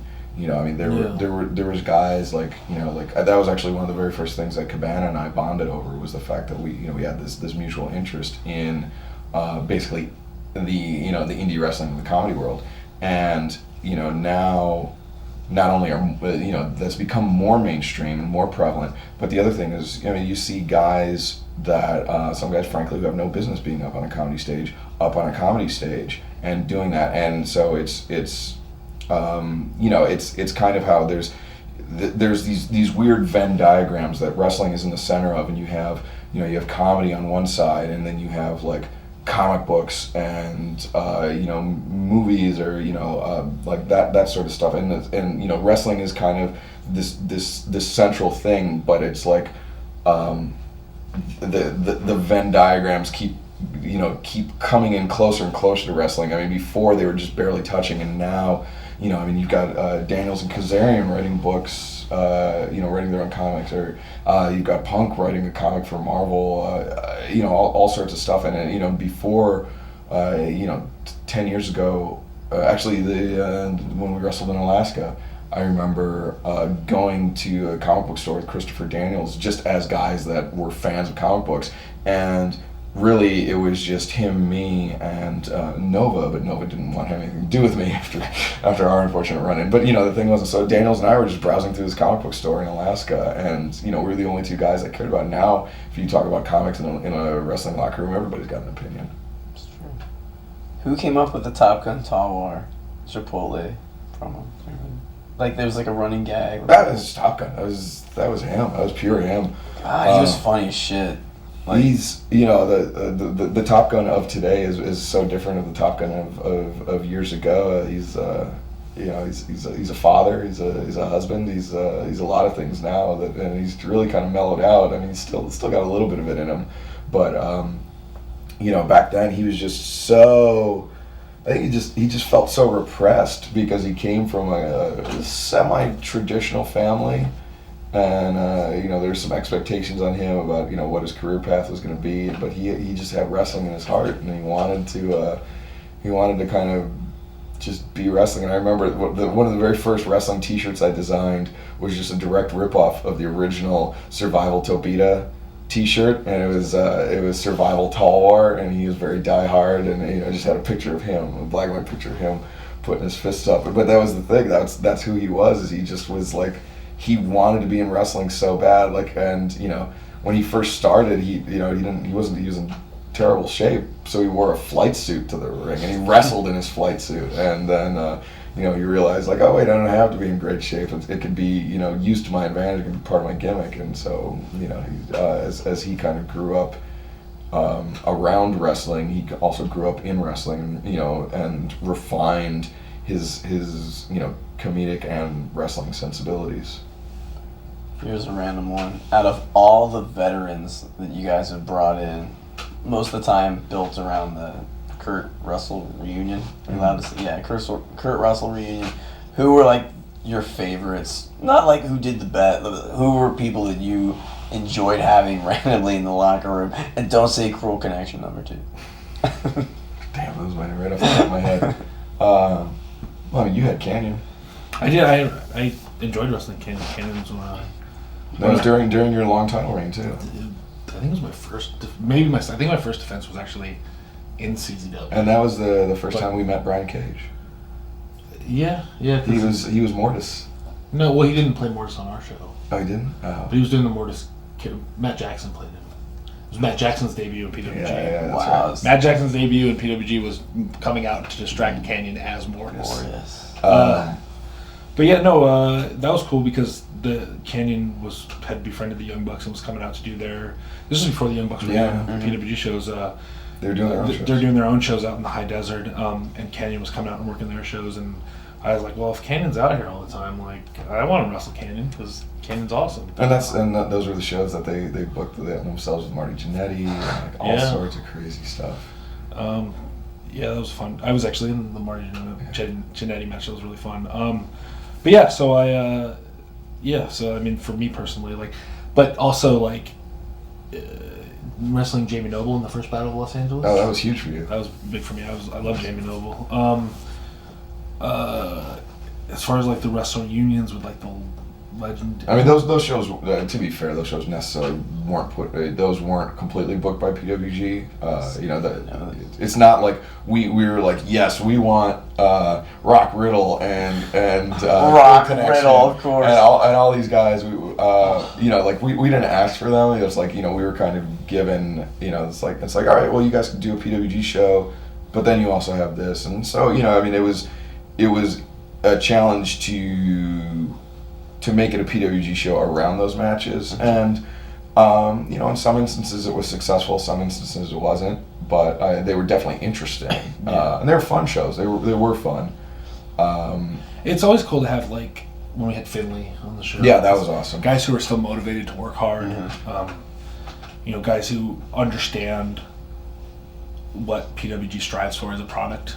And like that we want to be elite wrestling wise. Yeah, it's not just a payday. We're not like, hey, come in, Brutus Beefcake, and just be like strut around, and all our fans will come just want your autograph. No, like our fans want to see you guys work. Yeah. In retrospect, one of the most interesting matches that happened at a Wrestle Reunion, the most interesting interactions was. And it's a little bittersweet now, but Terry Funk and Roddy Piper facing off at the end of the Battle Royal, which was, I think, the first time they'd been in the ring together. Was it the first time, or was it the first time in like 30 years? I think it was the first time. Yeah. Yeah. And that was really cool that got to happen. I mean, it's weird that it happened on a PWG show, but that was really awesome to see. And that was I talked to Piper very briefly, and I actually when he passed, I posted this on Twitter that I'm sure there was just an army, a legion of guys coming up to him, just telling him how much his promos and just his interactions and his mannerisms and everything just influenced him, and he was very very gracious about it, and he was very nice, and I'm glad that I got the opportunity to tell him that, but I'm sure it probably meant a lot more to me to tell him that than it did for me to tell him. How about let's just talk about the Young Bucks, because you look at like the last. Since 2008, yeah, we'll go with 2000 or maybe 7. No, I think they came. I think I wrestled them in 8. Yeah, because I remember they had the Cosma tag team match with Scott. Oh, that's right. And that was just the first time I was like, "Yo, what's happening? This is ridiculous." These guys. Yeah, I mean, I think the story of their introduction to Revolution Pro is pretty well known. But if you don't know it, Super Dragon and I were we were at. I think this is actually a different time than I was there, but they were at training, and Dragon was like, all right, do this drill or whatever, and end with an elbow drop. And Matt does the drill, and he ends with like a standing backflip. And Dragon was like, why don't you do the elbow drop? The drill is to do an elbow drop. He's like, why would I do an elbow drop when I can do a standing backflip? And I was just like, these guys are fucking garbage. These guys are the fucking worst. And then so for a long time, and they'll be the first to admit this, they were so full of themselves before the appropriate time that it did a lot of damage to them in terms of getting booked, in terms of getting people to see what was the talent that they really have. And once they realized like, oh, we've been going about this the wrong way, that's when everything changed. And they were over as baby faces for a long time, but it was really the DDT4 with Chuck and Omega, the Men of Lamoral Fiber, when they went over. But Chuck and Omega were they were baby faces on such a different level that night that the Bucks going over instantly turned them heel. And I mean, maybe I'm misremembering this, and correct me if I'm wrong, but I think that was the turning point for them. I mean, the turning point was more of the realization that rather than try to like be cocky towards like. I'm sorry. I meant turning point in terms of their acceptance from the crowd, not. No, but I along with that is they're focusing that attention on their showing their ego to the audience instead of to us, where it's not gonna. It doesn't do play. anything. Yeah. It doesn't play to when they do to us, because obviously they're very good. They're the best, maybe ever, maybe. So and I mean they knew it. I mean they knew it. Yeah. From a young age. So like but then rather than show it to us as other wrestlers who were kind of just, it wasn't going to help benefit them. That's kind of when that whole thing happened, where they realized that they could play the audience, and then they could wrap the audience around their finger, and that would benefit their career a whole lot more. Yeah. Because I remember, like, because of their bad reputation with Super Dragon from Rev Pro, like, because I started working with them with Dave Marquez in the NWA. Me and Carl. Yeah, me and Carl Anderson started working with them, and like, this is back when my recommendation still had a little clout with Super Dragon, before that all went to shit. But I would tell Super Dragon all the time, like, these guys are awesome. Like, we need them on these shows, and he'd be like, I don't know, they're like, I don't want that kind of like. That's another thing about PWG is that like we're very locker room oriented. Yeah, and like when somebody, for lack of a better term, is a cancer, they don't last. Like, we identify it immediately and remove the cancer. And so I think Super Dragon was a little bit worried that their egos would play in the locker room, and they would, and people would not want to work with them or not be around them. Yeah. But they humbled themselves enough to. And they were working for Gary too. When Gary Up's second promotion. War. Epic War. See, I didn't know that. Yeah, and I think they were starting to come around there too. That's a whole different conversation. But I never saw their ego towards me, like Super Dragon training them. But so I would just push for them all the time, be like, we gotta use this guy. Finally, I don't know what made him change his mind about using them, but he did. And obviously, they were probably a little bit more rough around the edges when they first started in PWG, but once they hit their stride, And I mean, once they realized, I mean, once some guys flourish as perpetual baby faces. El Generico will be a baby face for life. John Cena will be a baby face for life. The Young Bucks were good baby faces, but they are the best heels.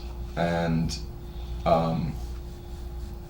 it's funny. It's like they say about wrestling, the best character you can play is always like an extension of yourself, and it is an extension of themselves. But like Joey said, they redirected those feelings to those feelings of ego, of superiority, to manipulate the audience. Yeah, to be facing the crowd, and it's borne so much fruit for them. Yeah.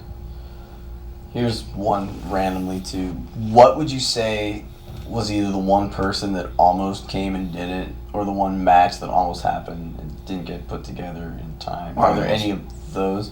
The most famous one that Dragon himself said was he wanted Kurt Angle versus Bryan Danielson. Oh wow! And he also wanted Kurt Angle versus CIMA. Oh, really? I didn't even know about that. When Kurt Angle first got released, that was when he pitched to me first. Was because before, obviously when Kurt Angle first went to TNA, he kind of got the reputation of possibly being a little bit mentally unstable. I mean, I've never seen that side of him. I was with him in TNA a lot, and he was always pretty normal to me, but he had that. But so I think that kind of turned Super Dragon off of the idea of booking him because of that instability. Well, no, I mean the locker room mellowness, But the first one he pitched to me was doing Kurt Angle and CIMA, and then Kurt Angle and Danielson. But then, because I think it's weird, Super Dragon doesn't really watch a lot of mainstream wrestling. So when he likes a guy he really likes, it takes somebody to really get him to tune in to Yeah. watch. He really did like Kurt Angle a lot. So when the opportunity came that we could potentially book him, he wanted to try to make it happen. But that's one of those things where it almost happened and didn't end up happening. Yeah, I mean, I can't think of any more notable ones. I mean, there's been through the years there's been tons of guys that have been spoken to, but it's never really worked out. Like the schedules didn't line up or whatever. But yeah, I mean, I think that would be the major one. Was there almost, and I think this is accurate, was there almost a Generico Pac Ibushi Omega tag team match? Was it ever even? Was it talked about? This is the White Whale. Yes, and it was just to coordinate those schedules. Yeah, it was just so hard, and but yeah, that was a huge dream match. I mean, the one match personally that would have been most satisfying that we looked into, but really immediately kind of shot down because the infeasibility of it was doing a Kai and Tai reunion. Stop. Like all 5 Kai and Tai. Wow. But it was just it just wasn't going to work out, and so so you abandoned it very early on. But it was like PWG had reached a point where like there was like dream matches, and then there was like feasible dream matches, and so that was. And Dick Togo and Generico was awesome. That was phenomenal. Yeah, it was so much fun. The crazy thing that I just thought of as this dialogue is happening, I think it's crazy that like I don't even really covet veterans or outsiders who've been around, because I think that PWG, the matchmaking and the talent selection is so ridiculously fresh and buzzworthy that no matter what, I remember talking to Hero about it. I was like, what do you think is the next thing? Like, where's it going? And he was just like, dude, he's like, British invasion. He's just like, there's this guy, there's this guy, there's this guy. And within like 3 months, like Zach last year, obviously, and then this year, the influx of, Mark Andrews, Mark, Ospreys. Yeah, and then it's Marty Skrull. Yeah, and Netherlands Tommy, and so it's just like it's crazy, and they're all getting over like just crazy. Like tonight, obviously, Will Ospreay. What's your thoughts on that match? My stomach growls very loudly. Jesus Christ, we gotta just get that out of there. I needed more hamburgers. It was a tremendous debut. Joey and I. Did we call that match right? No, you were still with. Oh, it was Chuck. Oh no! You came on right after that, yeah. And so we talked about it. It was just bonkers. Like those guys had the perfect debut for that building. They knew exactly what they needed to do, and they did it, and it was great. The only downside was that they had to be on the same show as Pentagon and Drago, as Matt Sydal and Phoenix, and as the Young Bucks and Roddy versus Tommy, Marty, and Zach. And so, it's like, and then plus, there's going to be another show tomorrow, and then another show on Sunday, and I'm sure there will be amazing matches tomorrow and amazing matches on Sunday. So it puts, they might end up getting overshadowed, but, it definitely won over the crowd, It always helps when when guys get to debut with guys they're familiar with, obviously. I think Brian Cage, didn't he wrestle Brandon Bonham when he debuted? Yes, and yeah. they were very familiar with each other, and Brian Cage was able to, and like even back when the first time that Steen and Generico came in, they were supposed to do a tag against Sky and Quicksilver, and then for whatever reason, I don't remember why it fell apart, but that match fell apart, and then so we're just okay. Well, Steen and Generico wrestle each other, and obviously they were able to do, that's that what we talked about earlier. When you're familiar with your friends, you can you push each other hard, you elevate. Yeah. And so like I think because obviously debut's key. So if you can work with someone you're familiar with, then Tommy's re-debut. Because he wrestled in Europe on a European vacation, but so his Reseda debut was against Hero, and they know each other so well, and Hero has hit such an amazing point in his career now, which I've always liked Hero as a wrestler, but the veteran Hero now is so fun to watch as he's wrestling. You know, Zach, Tommy, Bailey, all these guys. Trevor Lee. He's a guy that has complete awareness of every single facet of his character and what he needs to do in the ring, and that's so rare because, you know, I mean, even the best guys still can have moments of uncertainty or, you know, do things that seem maybe, you know, like a hair off or a hair out of character. Whereas Hero is just, I mean, he's hit such an amazing stride, and he was a guy that's, you know, he's been around PWG for on and off for 11 years, 11 of the 12. Yeah. Basically, and so it's, you know, to see his evolution and growth has been, you know, really just really awesome and really pleasing for me, you know, as you know, as watching my friend and then watching you know, a performer at this high level. Yeah, and he just elevates everybody. Yeah. From Bailey to Trevor Lee to Tommy. God, I guess we'll wrap this up. What could be a good final question? See, I don't want to be like favorite memory because it's so long. This has been an hour and a half of our favorite memories. Yeah, basically. exactly. Favorite memories are the ones that we can remember. Exactly. Yeah, that's true. Because we've been Trying to hitting think that of a someone lot. we didn't talk. Candace. Why not? Yeah, we talked Candace's impact on PWG. Candace, she started out as a valet because there was not women's wrestling in PWG. But her goal was always to get on the shows, so she was willing to do whatever it took. So, like, if you watch some of those old shows when she was valeting for Human Tornado, The bump she would take. You know, Chris Bosch would suplex her out of the chairs, and when I had the cage match with B-Boy and we had all the interference, we had like the Attitude Era Raw amount of interference in the match. She came out and I pressed her against the cage and things like that, and she always wanted to like earn her way onto a show. And then I can't remember what her first match was at PWG, but like well, it was probably against Tornado. Oh yeah, some sort of six man. Yeah, something like that. Yeah, 6 person. It was after their feud, or, you know, after they split up. But and she went with Hero. yes. And then she valeted Hero for a while.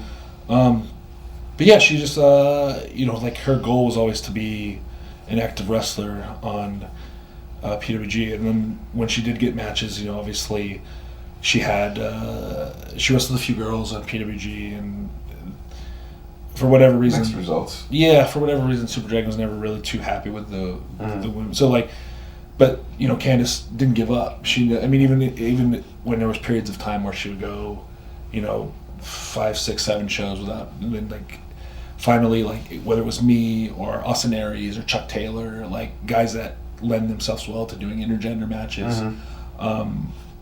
You know, she would get the opportunity to make the most of the opportunity and get over with the fans and almost force Super Dragons in hand into using her.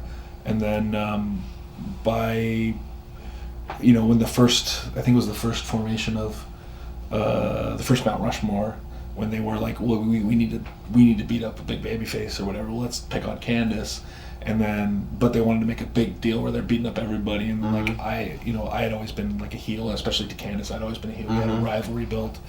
When the idea came up, we're like, I would be offended that they're picking on Candace because Candace is mine to pick on. Yeah. So I would come out and try to save her, and then so we did that, and it was really, we were just trying to set up the Young Bucks versus me and Candace for the next show, and it was just going to be a one-off because you know, Candace was only wrestling once every 4 or 5 shows or whatever at this point.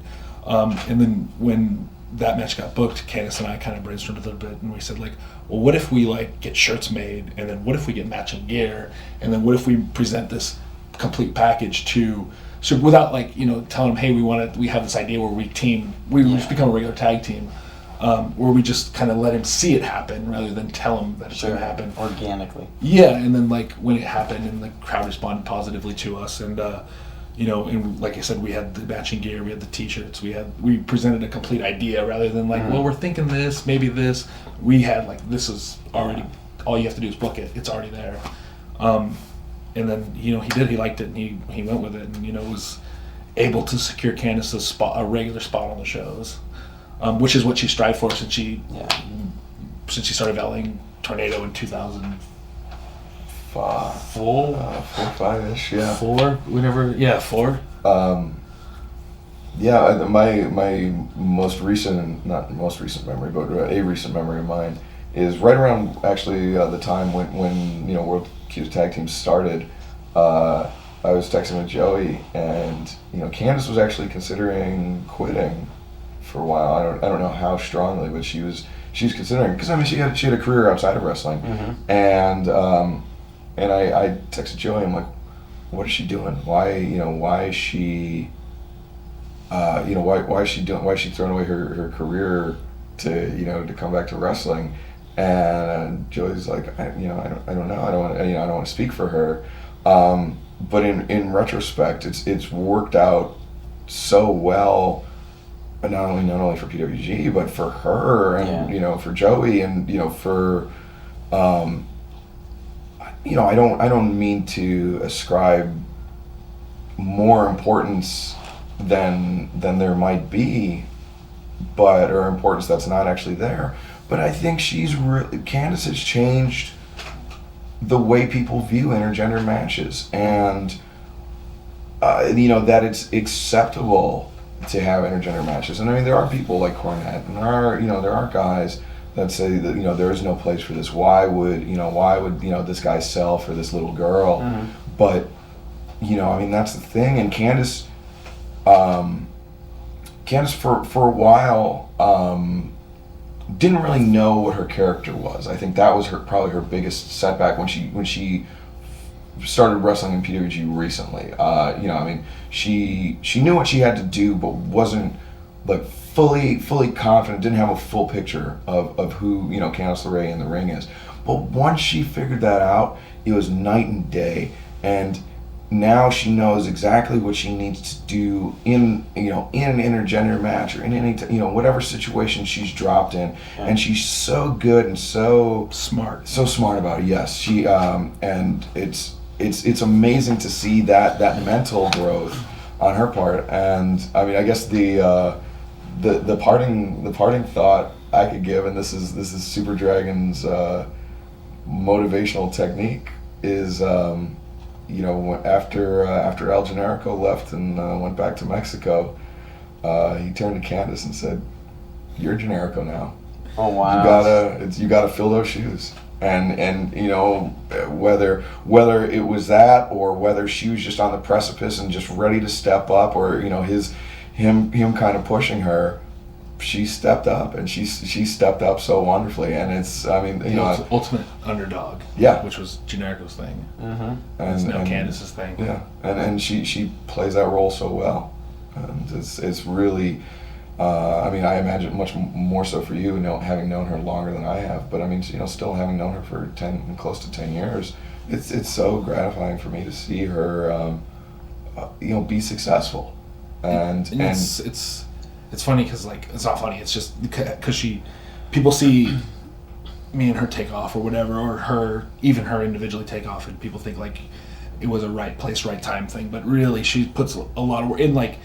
Like we said, she's smart about it. Like, there's people who maybe have never even seen it, who say out of context, "Why would you sell for Candice? She's so small."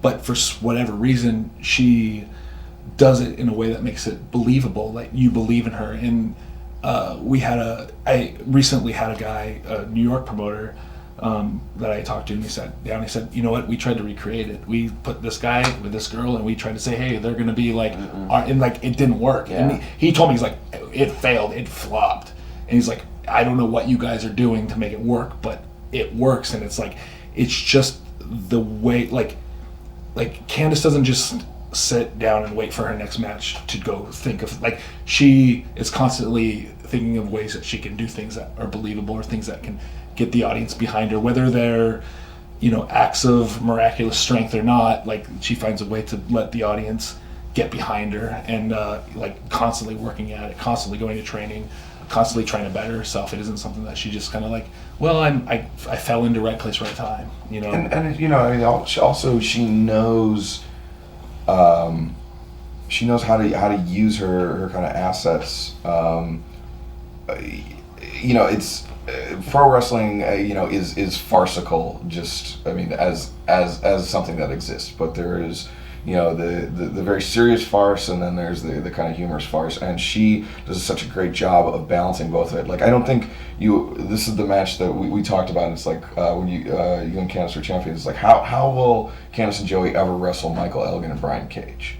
That's not a match that necessarily if it could have happened, but I don't think it was a good, it wouldn't have been a good use of either team. Mm-hmm. But when Candice is in there with the right type of opponent, which, I mean, nothing against Elgin and Cage, it's just that they're very serious, very very stern wrestlers, and so she has a good instinct for even if a guy has just a little tiny bit of humor, of doing something to trade off of that, and Joey as well, actually, because I mean, Joey doesn't get enough credit for how and he'll never say it, but just how influential and how helpful he has been to Candice. And I'm sure we'll be the first to admit that just Joey being there, maybe not even not as a guiding voice, but just as if Candice has something in mind and is like, hey, you think that's a good idea, and just like a nod, or like if